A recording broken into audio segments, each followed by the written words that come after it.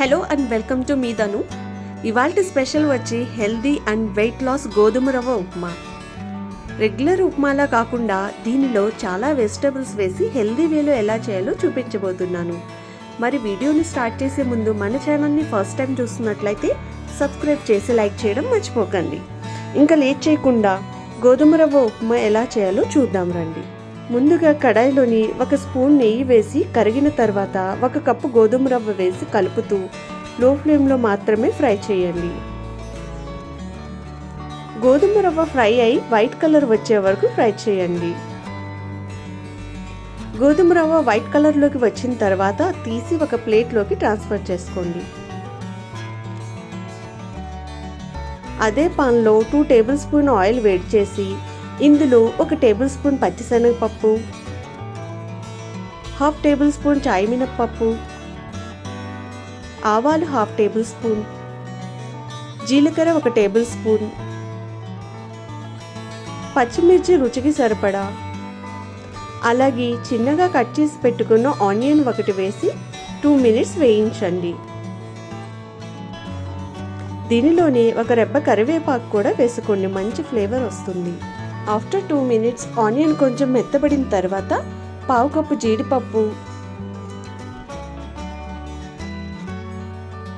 1/2 inch అల్లం ముక్క వేసి ఫ్రై చేయండి. ముందుగా దీనిలోకి 1 కప్పు చిన్నగా కట్ చేసిన క్యారెట్, అలానే 1 కప్పు బంగాళదుంప వేసి ఫ్రై చేయండి. ఇవి వేగడానికి కొంచెం టైం పడుతుంది. ఇవి కొంచెం వేగిన తర్వాత 1/2 కప్ టొమాటో, రుచికి సరిపడా సాల్ట్, పసుపు 1/2 teaspoon, 1/2 cup green peas వేసి ఒకసారి అన్నిటినీ కలుపుకొని మూత పెట్టి 4 to 5 మినిట్స్ కుక్ చేయండి.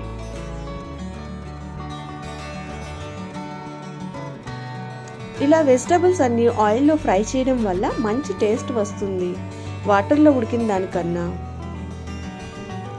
ఈలోగా పక్కన స్టవ్ మీద 3 కప్స్ వాటర్ని బాయిల్ చేయడానికి పెట్టండి. ఈ ఉప్మాకి 1:3 రేషియో తీసుకోవాలండి. అంటే 1 కప్పు గోధుమ రవ్వకి 3 కప్స్ హాట్ వాటర్. ముక్కలన్నీ మగ్గిపోయినవి. ఇప్పుడు హాట్ వాటర్ని ఈ వెజిటబుల్స్లో పోసేయండి. అన్నిటినీ ఒకసారి బాగా కలిపి ఇదే టైంలో సాల్ట్ టేస్ట్ చూసి అవసరం అనిపిస్తే మీరు తినేదాన్ని బట్టి అడ్జస్ట్ చేసుకోండి.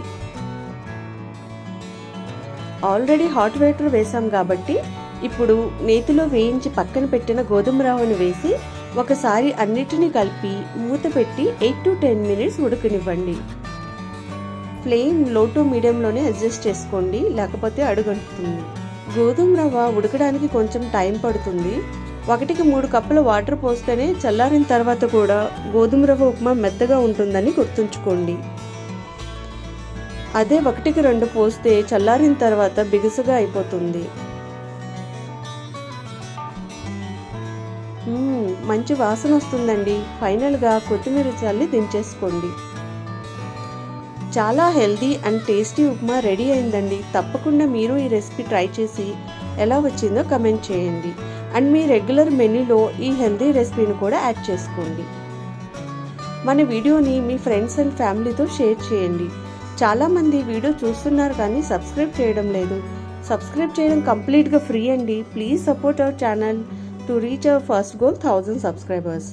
Thanks for watching our videos.